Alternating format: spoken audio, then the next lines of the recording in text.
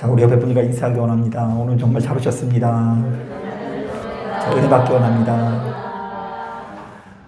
여러분, 이번 한 주 동안도 참 고생 많으셨습니다. 그 코로나가 뭐 30만 명 나올 때도 되게 많이 나오는 것 같은데, 이제 엊그제에는 한 60만 명에 이르를 정도로 온 곳곳이 병마로 인해서 고통을 당하고, 뭐 육신의 어려움, 뭐 먹고 사는 어려움, 경제적인 어려움, 여러 가지 문제로 인해서 우리의 마음이 움츠러들기 십상인데, 이런 어려운 때에 주께서 허락하시는 은혜로 말미암아 위로하심의 힘으로 이번 한 주를 잘 마무리하시고 하루하루를 견뎌나가실 수 있는 여러분 되시기를 주님의 이름으로 축복합니다.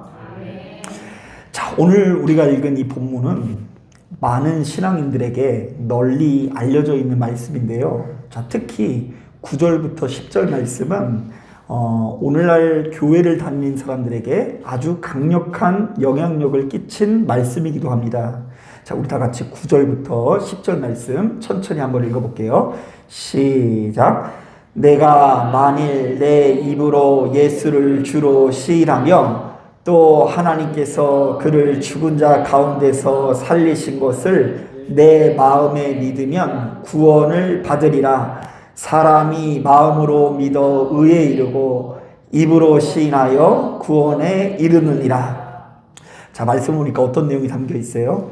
자, 우리들의 믿음을 입술로 시인하는 것에 대한 중요성이 담겨 있는데요. 자, 이 구절만 놓고 볼 때에는, 자, 우리가 믿음을 가지고 있다면 그것을 속으로만 품지 말고 주변 사람들에게 널리 드러낼 수 있어야 한다라는 이야기처럼 들립니다. 자, 실제로 오늘날 많은 교회들이 바로 이 말씀을 그렇게 해석해서 크게 영향을 받는 것 같은데요. 먼저 목사로서 저도 역시 제일 먼저 생각나는 것은 이 돌아가신 이 직전의 어르신들을 신방 갈 때의 상황이 기억납니다. 자, 저도 역시 본문 말씀에 나오는 이 내용들을 의지해서 병원에 신방을 가면 제일 먼저 무엇을 했냐면요. 자, 그분의 입술로 신앙의 고백을 하게 하는 일을 했던 것 같아요. 자, 제일 먼저 가서 뭘 하냐면요. 자, 일단 사경을 헤매는 성도님들에게 듣든지 안 듣든지 간에 간단하게 복음을 전합니다. 자, 이때 제가 제일 많이 활용한 말씀이 뭐냐면, 여러분 혹시 사형리라고 들어보셨어요? 네, 못 들어보셨죠? 그게 뭐냐면 4가지 영적인 원리라고 해서 이 성경에 나와 있는 복음을 좀 요약한 건데요. 그것을 순식간에 전해요. 아파하시는 분들 앞에 가서, 첫 번째, 하나님은 당신을 사랑하시며 당신을 향해서 놀라운 계획을 가지고 계십니다. 자, 두 번째, 그러나 인간은 죄에 빠져서 하나님과 분리되었습니다. 그 결과로 나를 향한 하나님의 놀라운 계획을 알 수 없게 되었습니다. 자, 세 번째, 예수 그리스도만이 우리 죄를 위한 하나님의 유일한 길이 되십니다. 자, 우리는 예수 그리스도를 통해서만 죄 사함을 받을 수 있고 하나님과의 관계를 올바로 회복해야 됩니다. 자, 그리고 마지막으로, 그러므로 우리는 예수 그리스도를 구주로 영접해야 됩니다. 이렇게 고백을 하는 거예요. 근데 제일 중요한 부분이 이거예요. 우리는 예수 그리스도를 구주로 영접해야 됩니다. 자, 그러면서 이 말씀을 전하면서 이 죽어가는 성도들에게 요구하는 것이 있어요. 성도님, 지금 이렇게 돌아가실 때가 아니라고. 지금 이렇게 가만히 돌아가실 때가 아니고 제 얘기를 따라해 보세요. 나는 해요. 예수를 구주로 영접합니다. 자, 그래도 여기까지 따라하면 괜찮은데요. 제가 이제 한 3번 정도 이런 경험이 있는데, 어떤 분들은요, 지금 아파서 죽겠는데 누가 와서 자꾸 따라 그러면 따라해요, 안 따라해요? 안 따라해요. 짜증을 버럭 내면서요. 아유, 뭐라는 거야 이러면서 이래요. 그냥 이렇게. 그러면 제가 할 수 없이 따라 할 수는 없으니까 뭐라고 질문하냐면요. 성도님, 예수를 구세주로 영접하기 원하신다면 아멘 2글자만 해주세요. 그러면은요, 자꾸 옆에서 귀찮게 그러니까요, 그 돌아가시는 분이요, 눈을 살며시 뜨고, 알았어, 아멘! 이렇게 얘기를 해줘요. 짜증이 잔뜩 들었습니다. 아멘이라고! 이거 뭐예요? 이제 그만 얘기하고 저리 좀 가라는 이야기입니다. 자, 그런데 제가 그때 사경을 헤매는 성도님들에게 이렇게 닥달을 하면서 굳이 아멘이라는 대답을 들으려고 했던 이유가 바로 무엇인 줄 아십니까? 바로 이 말씀 때문이에요. 사람이 마음으로 믿어 의에 이르고 입으로 시인하여 어떻게 된다고요? 구원에 이르느니라. 자, 이제 와서는 좀 부끄럽기도 한데요. 자, 그래도 저 딴에는 그분을 구원시켜야 된다라는 사명감을 가지고 아주 닥달을 하면서요, 그 고통 가운데 있는 성도들에게 아멘이라는 대답을 요구했던 것입니다. 자, 뿐만 아닙니다. 학창 시절에는요, 바로 이 말씀을 의지해서 친구들이 보란 듯이 모든 친구들 앞에서 식사 기도를 오래 하기도 하고요. 여러분, 남들 앞에서 식사 기도 하는 거 어려워요? 쉬워요? 좀 어렵지 않나요? 그것이 뭐 당연하게 생각하시는 분들도 있지만요, 안 믿는 사람들 앞에서 그거 하는 거 되게 어려운 일이에요. 그런데 작정하고 오랫동안 기도하다가 먹는 적도 있고요. 그리고 대화를 나누다가 어떤 대화의 주제가 다른 대화의 주제로 연결이 되면 뭔가 불경경하다라는 생각이 들어서 그 주제를 교묘하게 예수로 돌려서 신앙 이야기를 했던 기억이 납니다. 자, 왜요? 사람이 속으로만 믿거나 남이 안 볼 때만 믿는 것은 용기 없는 믿음이고, 남이 다 보는 앞에서 믿는 사람의 티를 팍팍 낼 때에 내가 더 나은 믿음의 사람이 된다라고 생각했기 때문입니다. 자, 그래서 그렇게 티를 팍팍 내고 나면요, 집에 돌아오면서 묘한 만족감이 생기는 거예요. 아, 오늘 나는 지금 입으로 시인했다 안 했다? 시인했다. 하나님께서 나를 기뻐하시겠구나. 자, 그런데요, 오늘 우리가 읽은 이 본문을 제대로 이해하기 위해서는 이 본문의 전후 문맥을 좀 진지하게 묵상해 볼 수 있어야 돼요. 자, 오늘 이 말씀이 그렇게 해석해야 되는 말씀인지 여러분 한번 판단해 보세요. 자, 먼저 우리 10장 4절 말씀 같이 한번 읽어보겠습니다. 10장 4절 시작. 그리스도는 모든 믿는 자에게 의를 이루기 위하여 율법의 마침이 되시니라. 자, 여기서 우리는 모든 믿는 자에게라는 말에 밑줄을 그어야 되는데요. 자, 예수께서 우리에게 열어주신 믿음의 의는, 자, 그동안 유대인들이 소유했던 율법의 의를 넘어서 모든 믿는 자에게 열려진 의로움이라고 이야기하고 있어요. 자, 우리 예수님께서 허락하시는 믿음의 도는 누구에게 열렸다고요?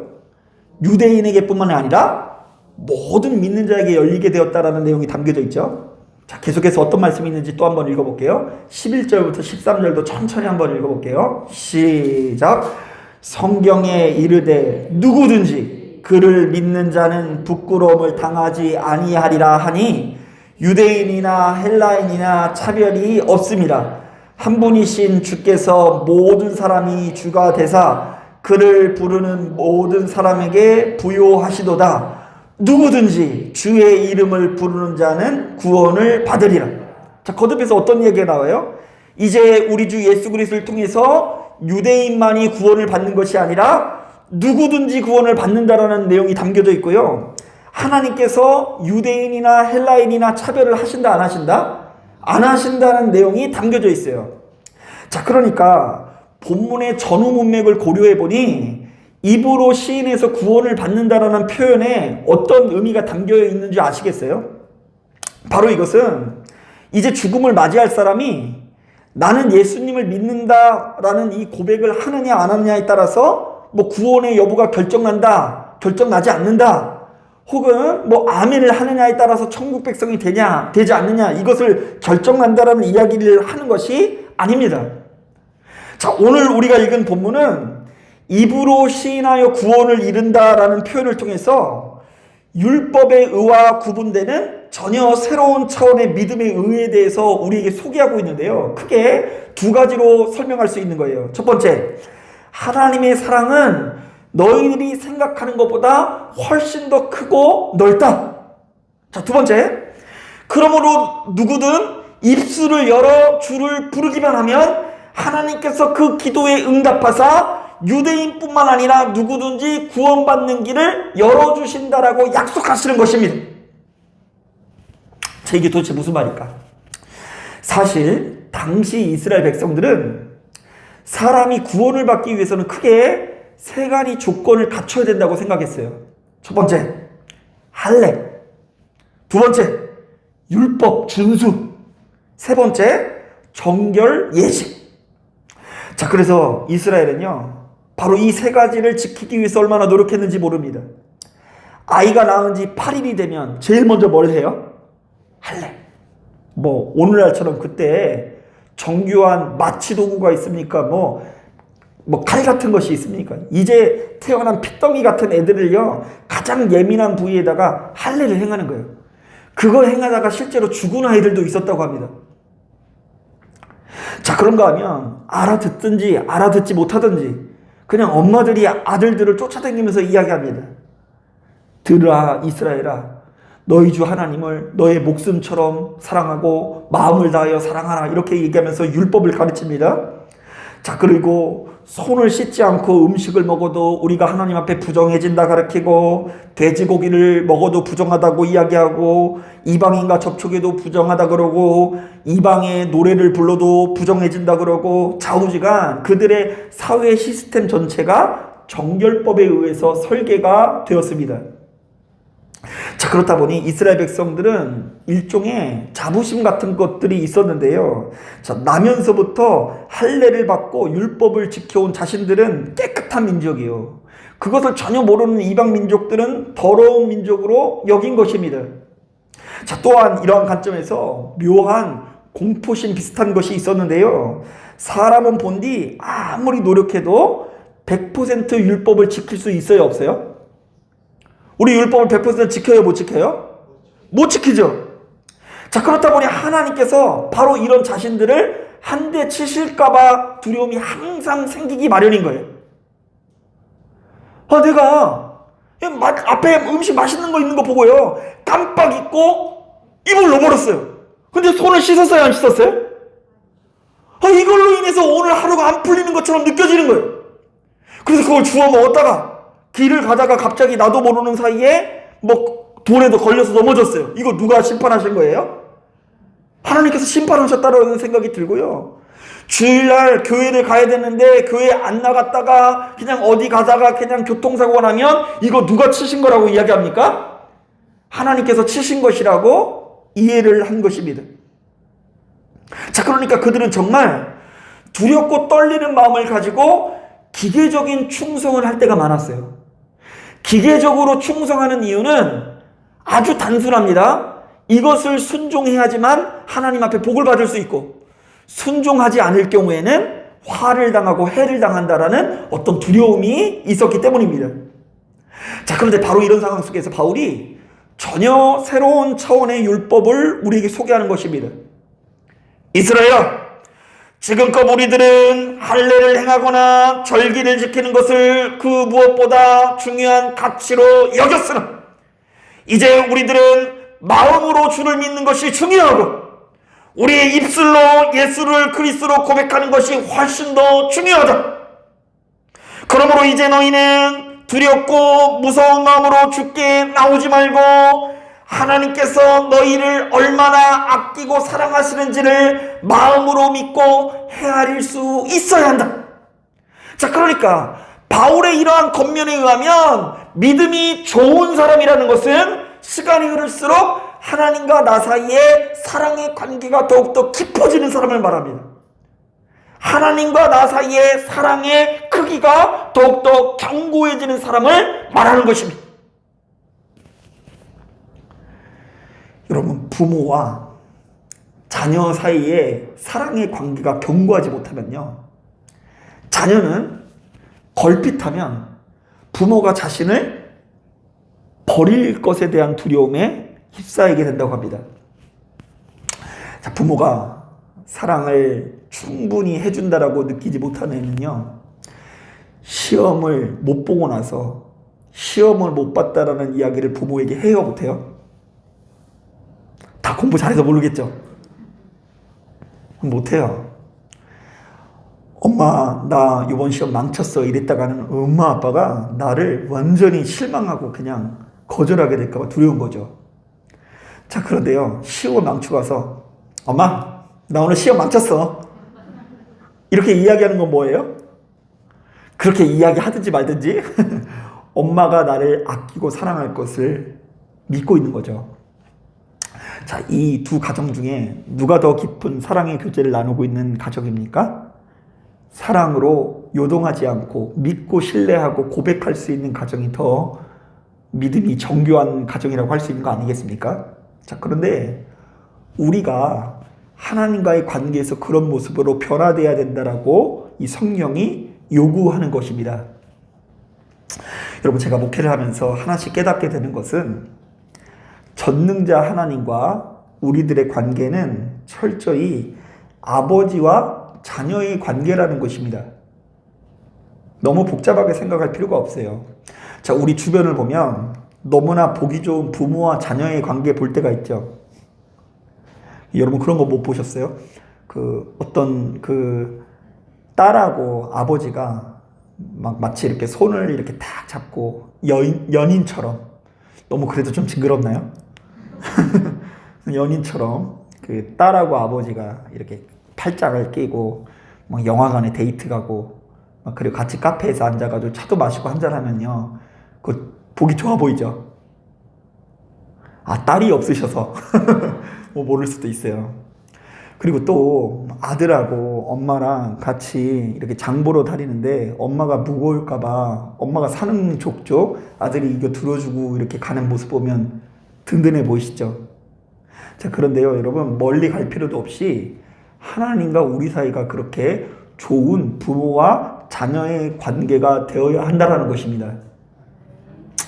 자, 이게 제가 정말 중요하다고 느낀 것이요, 여러분, 제대로 배워야 하는데요, 2021년도에 2021년도에 20년이나 줄었어요. 2021년, 작년이죠. 작년에 우리나라에서 가장 폭발적으로 부흥한다는 어떤 교회가 그 교회의 리더들을 훈련하는 내용이 공개되어서 아주 국민적인 공분을 산 적이 있습니다. 자, 그 교회 리더에게 어떤 프로그램을 시키느냐, 잘 들어보세요. 첫 번째, 여름에 3시간 내에 건대 70바퀴 뛰기,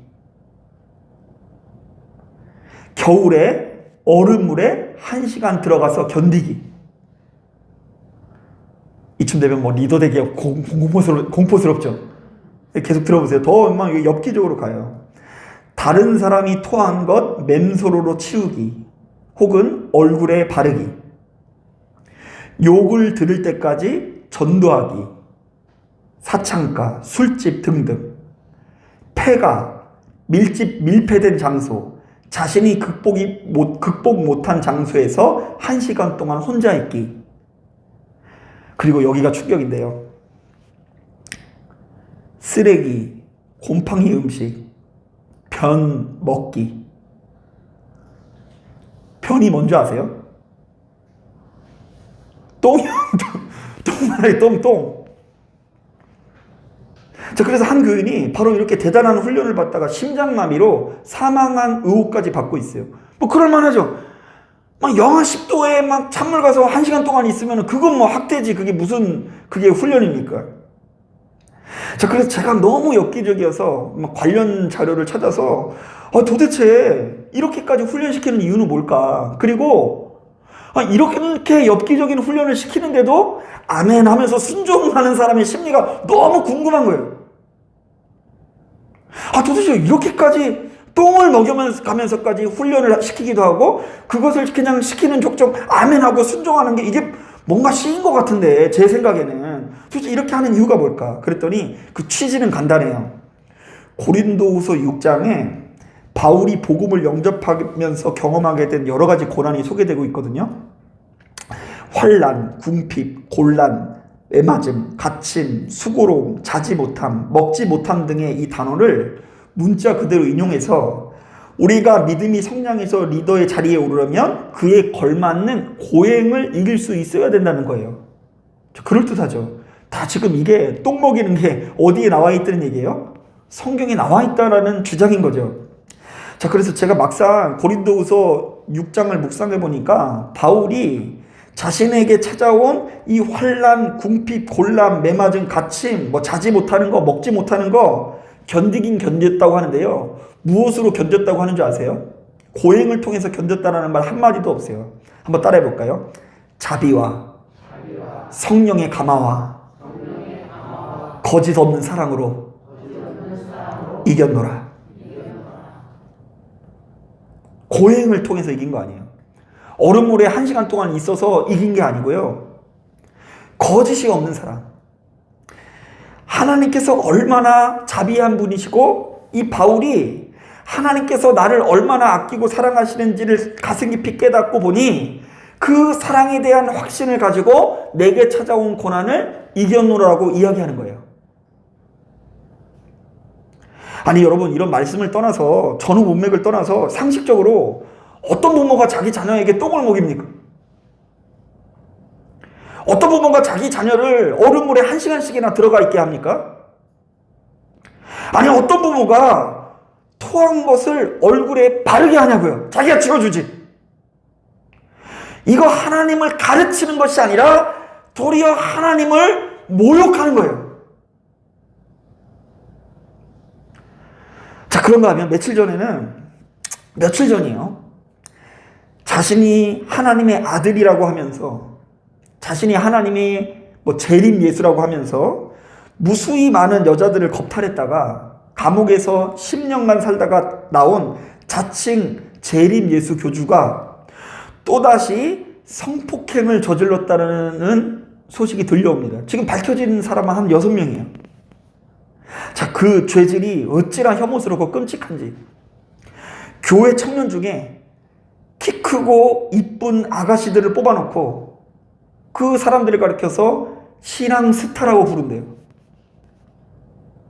자, 그러면서 너는 하나님께 선택받은 신부라면서 남편이 부인과 그렇고 그런 관계를 맺듯이 너희들도 교주랑 그렇게 관계를 맺어야지만 구원을 받을 수 있고 하나님께서 기뻐하신다고 세뇌를 시키더랍니다. 자, 그런데 여러분, 이것도 마찬가지 아닙니까? 하나님께서 우리의 아버지시고 우리는 그분의 자녀라고 한다면 세상에 어떤 부모가 그렇게 자기 자녀들에게 못된 짓을 합니까? 자, 이것은 이 땅에 있는 그 어떤 일보다 더러운 일이고요. 하나님께서 이 땅에서 금지시키는 혐오스러운 일이라는 것을 기억해야 되는 것입니다. 자, 사랑하는 여러분, 하나님께서 우리의 아버지가 되시고 우리가 그분의 자녀가 된다라는 것을 헤아리는 것만으로도 우리는 많은 것들을 분별할 수가 있습니다. 한번 따라해 볼까요? 하나님께서는 우리의 아버지 되시고 우리들은 그분의 자녀이다. 다시 한번 따라하겠습니다. 하나님께서는 나를 위해서 대신 죽어주실 수도 있다. 자, 그렇다고 한다면 이런 하나님께서 우리들에게 가장 요구하시는 것은 무엇일까요?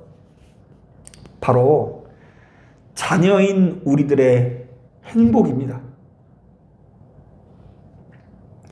하나님께서는 자녀인 우리들이 망하는 길이 아니라 복받는 길로 가서 모든 자녀들이 잘되고 생명을 누리기 원해서 여러분들을 불러주신 거예요. 하나님께서 우리를 기도시키시는 이유도 무엇일까요? 망하는 길로 가지 않고 행복하게 살기 위해서. 되게 여러분, 사람의 고통이 어디서부터 오는 줄 아세요? 물론 돈이 없는 거 고통스러워요.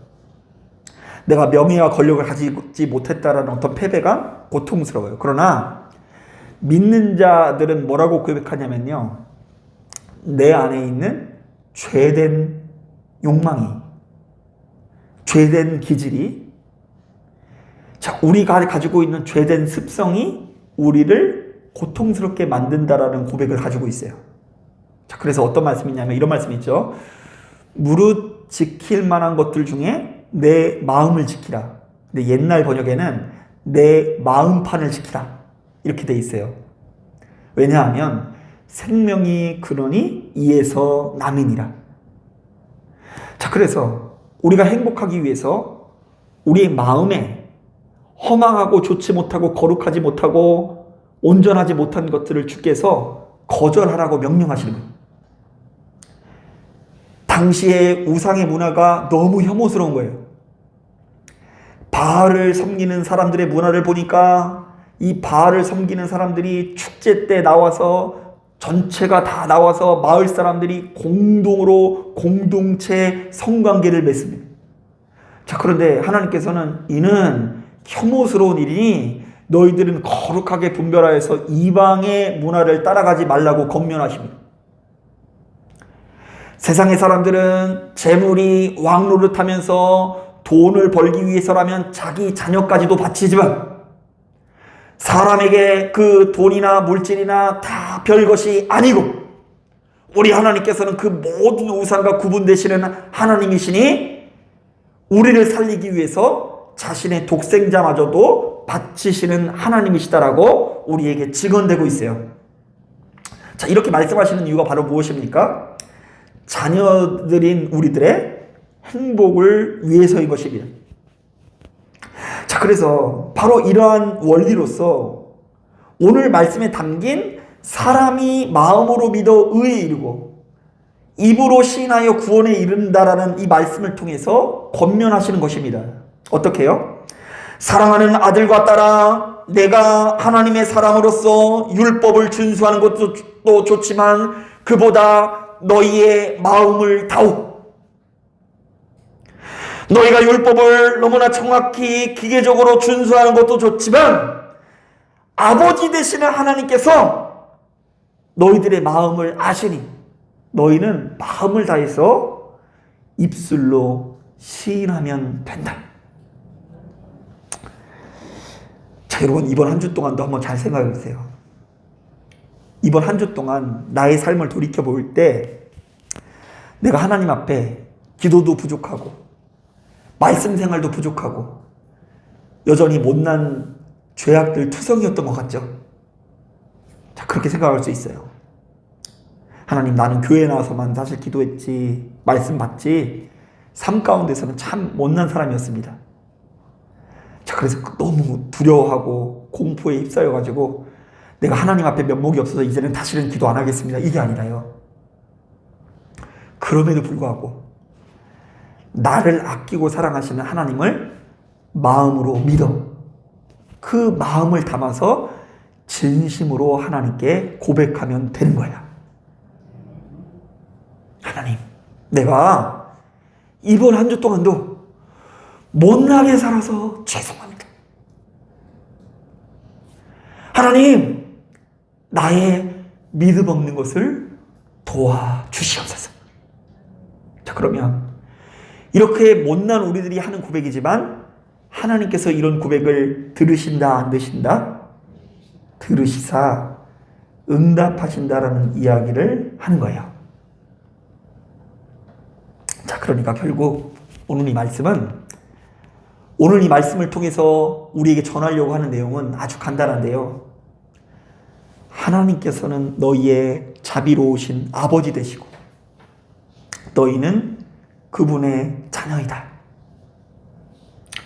우리는 바로 이 가정에서 하나님께서 나를 얼마나 아끼고 사랑하시는지를 깨닫고 부모이신 하나님 앞에 정말 쓸데없고 별거 아닌 것을 내세우지 말고 주님께서 정말로 요구하시는 진심을 하나님께 드릴 수 있어야 한다.